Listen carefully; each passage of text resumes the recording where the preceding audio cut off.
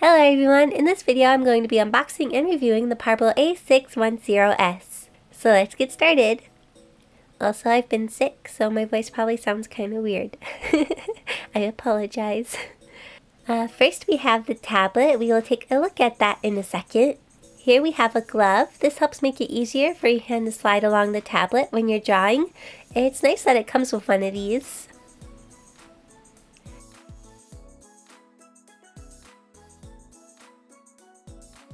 Next we have the quick start guide and pen.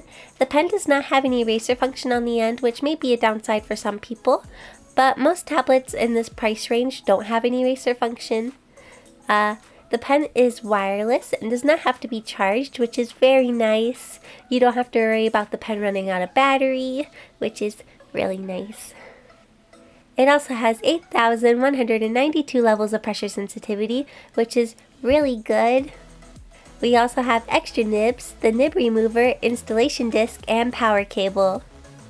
Now for the tablet, it has a 10 by 6 inch active area and 8 customizable express keys.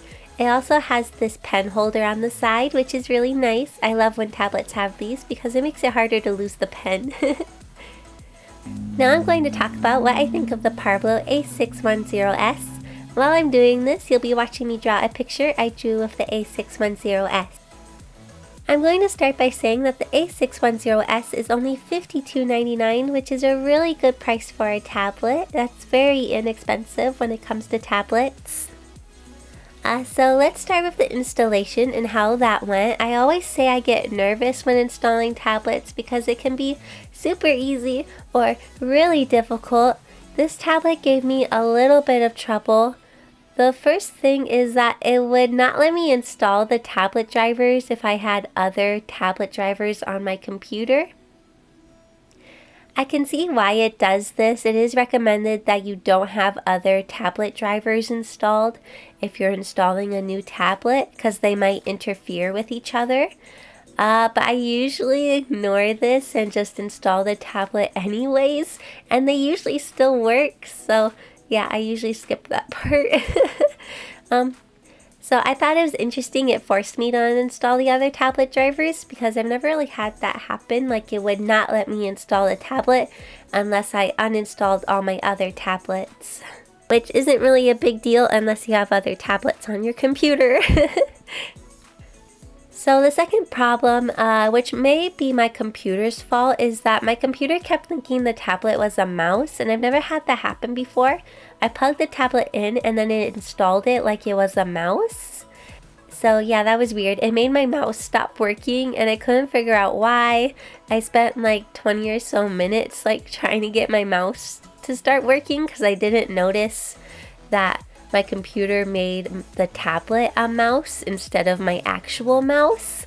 So that was kind of weird, but eventually I figured it all out and I got it to work properly.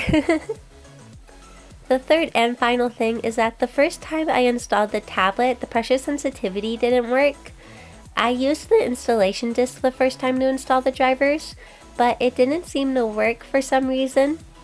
Thankfully, you can download updated drivers from the Parblo website, and those ones work just fine. When I downloaded the ones from the website, it worked instantly. So I would say if you're going to get the tablet, just download the drivers from the website because those ones worked right away and they worked good.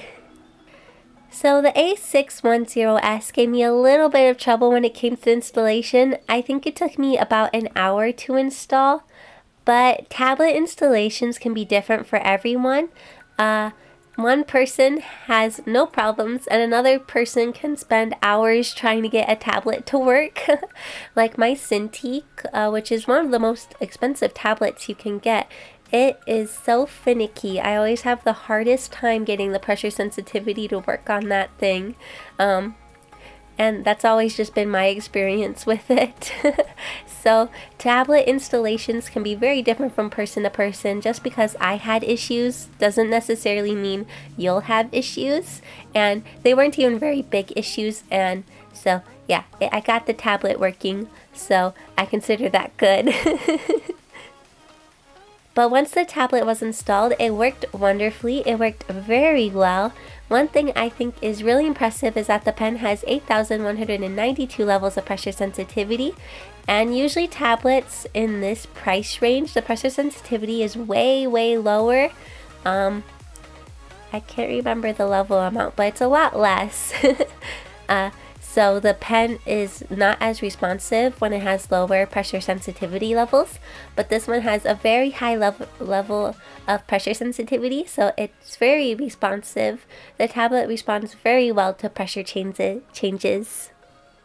One thing I did notice is that when I lift the pen from the tablet and then place it back down, it can take a second for the tablet to move the cursor to where my pen is placed.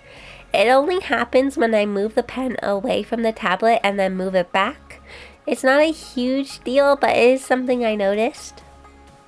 The express keys work wonderfully. They are very responsive and do what they are supposed to. I didn't notice any hiccups with the express keys, and I was very happy with them.